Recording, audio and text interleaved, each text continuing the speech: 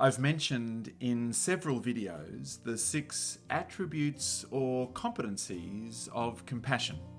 Remember them? Care for well-being, sensitivity, sympathy, distress tolerance, empathy, and non-judgement.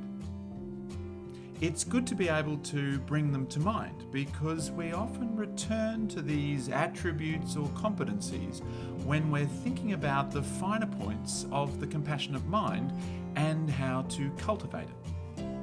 But what is this thing called non-judgement? Hi, I'm Dr. Stan Steindl, and I'm often asked to clarify what we mean by this 6th attribute or competency of compassion, which is referred to as non-judgement. I think it can be a little bit confusing for all of us on a couple of different levels, so I thought I might just focus on this specific aspect of the compassionate mind, flesh it out a little bit, and see what you think. Just to get the basics out of the way, how am I supposed to spell non-judgement? First of all, does it come with a hyphen or not?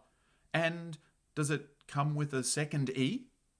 Is it this, or this, or this, or this? Luckily, we don't have to worry too much about this on video or audio. But whenever I write it down, I stumble on this point. I understand the dictionary says that all are acceptable. Putting spelling aside, something that was never my strong suit. It's also interesting to ponder, in the context of the compassionate mind, what do we really mean by non-judgement? Does this mean we never make judgments? Well, of course, no. It doesn't mean we never make judgments. If you think about the definition of compassion itself, there are several points along the way at which we might, in fact, need to make judgment calls. We are sensitive to suffering in self or others, and that might, in fact, need us to make certain judgment calls. Imagine you're home in the evening after a busy day at work, and you're relaxing, maybe watching a movie, and then you hear a scream come from somewhere in the neighbourhood.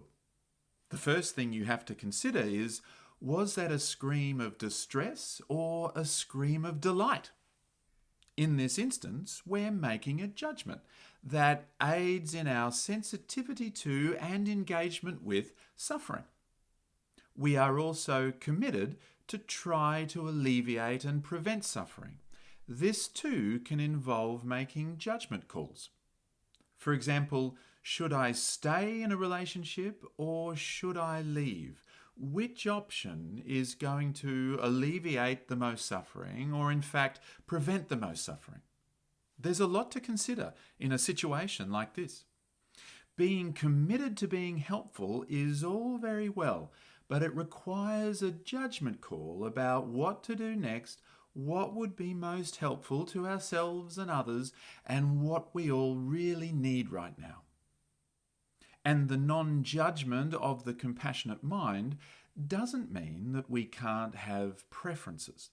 And it doesn't mean that we can't assess a situation and decide whether certain actions of ourselves or others are acceptable or unacceptable, or can stay the same or need to be changed.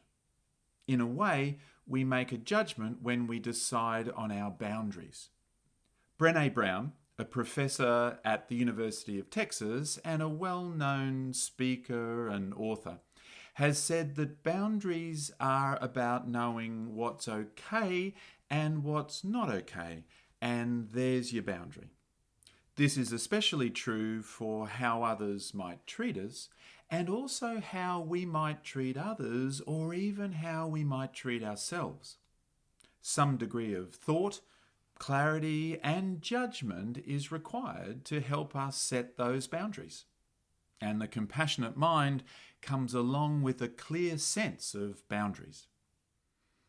In the context of the compassionate mind, what we really mean by non-judgment is bringing a non-shaming and non-blaming attitude to others and to ourselves.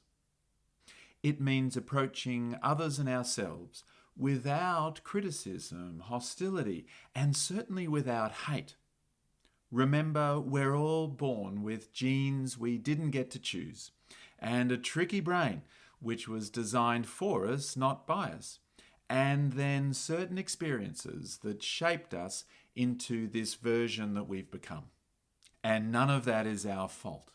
That's just what it is to be human. But non-judgment still requires us to be discerning, with wisdom, about our sensitivity to suffering, the helpful actions we might take, and setting good and appropriate boundaries. And perhaps taking responsibility to understand our own minds and to make changes wherever possible and help move ourselves and others towards growth and flourishing. And so we strive to be non-judgmental and yet still with care and discernment. So there you go, a little bit about non-judgment in the context of the compassionate mind. How do you go at maintaining a non-judgmental attitude? How do you cultivate non-judgment?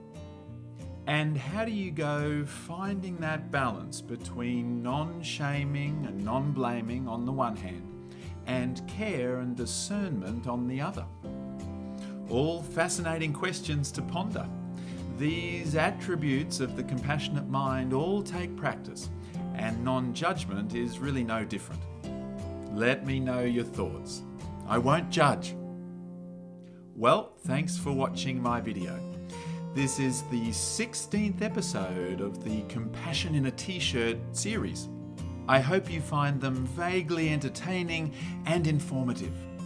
Please subscribe below. I really appreciate all of your support. But for now, I wish you all the very best as you continue on your compassionate journey.